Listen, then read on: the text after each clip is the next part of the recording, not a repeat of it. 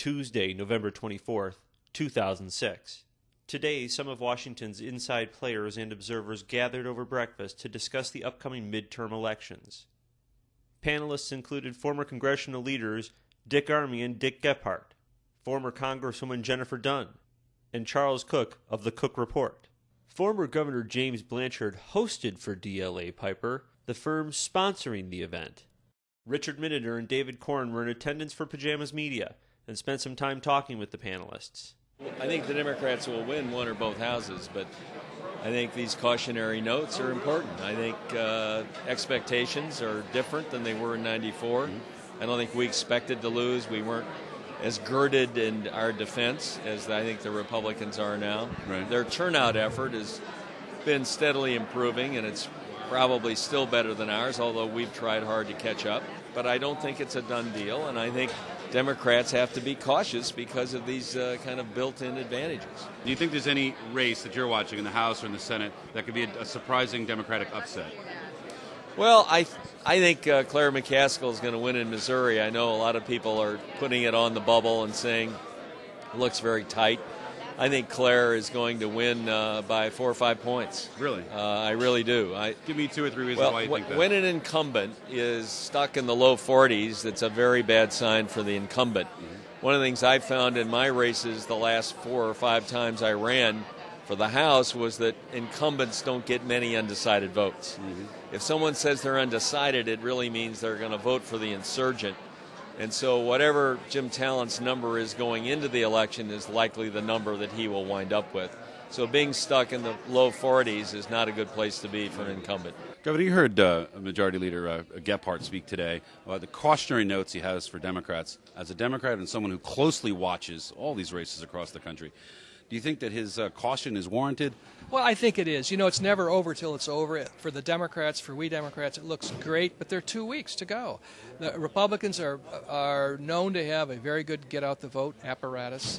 I do still think, though, that's going to be a huge Democratic year for a lot of reasons. Iraq, deficits, torture, a lot of things. I do, and I'm optimistic. But if you're a candidate or you're a Democratic leader, you need to be cautious to make sure that you do everything possible right up until the polls close. And then you have to be vigilant if there's recounts. So I can understand that Dick Gephardt was the leader of the Democrats in the House, and I think his caution is good, but I'm optimistic this year. I really think we're going to have a big year. And how many seats do you think the Democrats will pick up in the House and in the Senate on net? If the current trend continues, then I would say we'll pick up 25. And we'll 25 in the House. We'll regain control of the House. Senate will be probably tied. Now, as you know, that Michigan is competing with Mississippi to have the worst economy in the country. But most polls say that Debbie Stabenow is going to win re-election. What do you think? Yeah, I think she'll win handily, and I think Governor Granholm will win measurably. I do. Michigan has been hard hit by really it's the manufacturing hurricane, the restructuring of automobiles, downturn in manufacturing generally in Michigan, Ohio, parts of Missouri. That's been the major reason. Michigan will have a very good future, but in the short term, people are hurting. And it's hard on then the leaders, whether it's the governor or the senator. But I do believe they will win. I think that's going to happen because I think people trust them with the future of the economy. Why do you think the Republicans get so little credit for a national economy that, at least according to statistics, seems to be going fairly well? We have record low unemployment. Yes. We have very strong GDP growth. And yet most people, even Republican voters, fault the economy and blame the Republicans for a bad economy. Why do you think that is? Yeah, first of all, there's a lot of truth to what you're saying in terms of the overall national economic indicators. On average, don't look all that bad, and the stock market is really booming.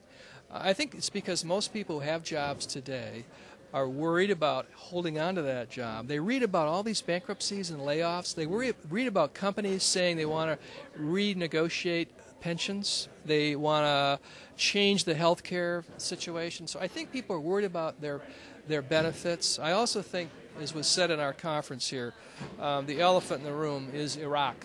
The war in Iraq is the 800-pound gorilla in the room, and the president, of course, is trying to convince the American people we're talking about national security and the war on terrorism, and the Democrats are saying, no, we're talking about a war in Iraq, which is of some questionable necessity in the first place, and of some questionable execution even today, with even greater question related to how we get out of this mess. Now, I'll put a plug in for my own book, which I co-wrote with Mike Isikoff of Newsweek, Hubris, because you're quoted in that book, talking about your initial skepticism towards the war. You ended up voting for it, but you say and told us for the book that you regretted that vote. Do you still regret that vote today? And if so, if people like you, if Republicans, voted the wrong way, is it not, according to the rules of the marketplace, a good thing to sort of pay a price now, at least in political terms? Should people hold your party to account for making the wrong vote? Well, I think that is, it was the wrong vote.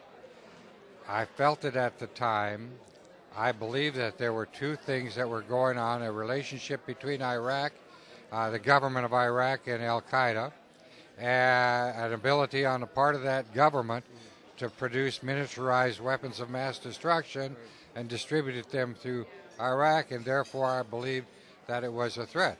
I think there's enough evidence now that says these things that I thought were the case were not the case, and therefore my rationale for having finally made the vote as I did has been disproved by the facts, and therefore it was a bad vote. And yes, if you make a bad vote in the final analysis, you need to expect to live with it. In 1994, there was this great revolt. Many people who had split tickets decided to vote a state Republican ticket. You came in. Many other Republicans, the other two Republicans did. After 12 years, there are very few members of the class of 1994 who are committee chairmen, who had a real impact on policy. Do you think that some of the frustration among Republican voters is driven by the fact that they've waited 12 years after a revolution to say we gave these Republicans enough of a chance? The seniority system has killed any kind of initiative or innovative policies, and they're tired of waiting. What do you think of that? No, I think if you take a look at 94, we were the party of big ideas. Right. We had a plan for America. We had a plan that was respectful of our heritage and hopeful for our future.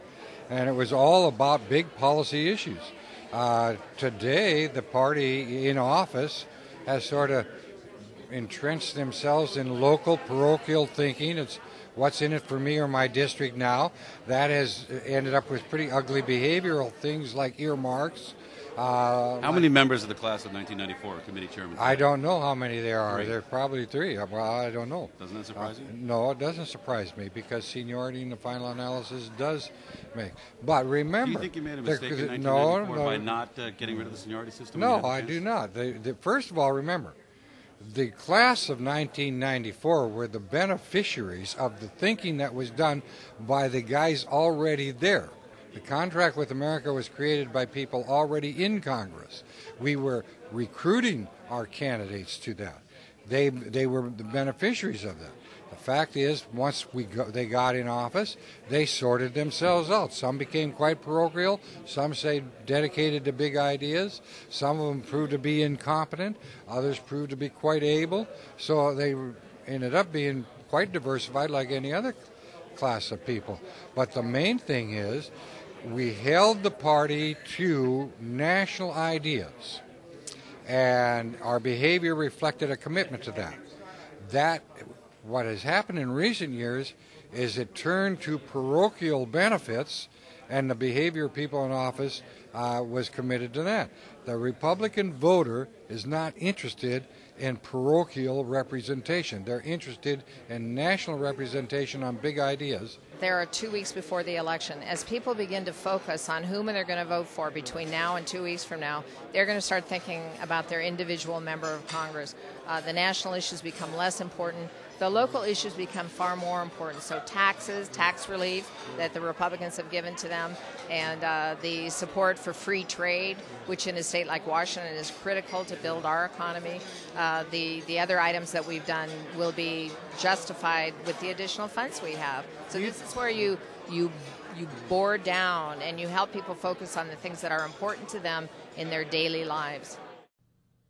A wide range of predictions were on display today, from so-called pre-mortem Republicans who seem ready to concede defeat, to Democrats who are certain they can't lose, conservatives who are confident of a Republican victory, and Democrats who are hedging their bets, expressing caution about premature optimism on the left. DLA Piper will host a post-election follow-up to today's events at a luncheon scheduled for November 14th, 2006. This has been a Pajamas Media production.